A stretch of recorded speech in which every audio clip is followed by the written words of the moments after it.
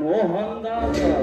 ಅಂದು ಬೀದಿಯಲ್ಲಿ ವಿಕಾರಿಯಾಗಿದ್ದ ನಾನು ಇಂದು ಸತ್ತನ ಸಾಮ್ರಾಜ್ಯಕ್ಕೆ ಸರ್ವಾಧಿಕಾರಿಯ.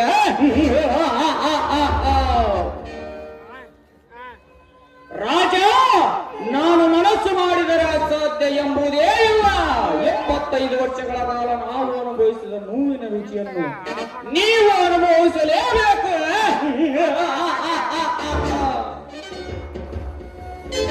ಭದ್ರ, ಏನು ನೋಡ್ತಿರುವೆ? ಕತ್ತರಿಸು ಮೈ ತುಂಬಿ ನಿಂತಿರುವ ಈ ವನಸರಿಯನ್ನು.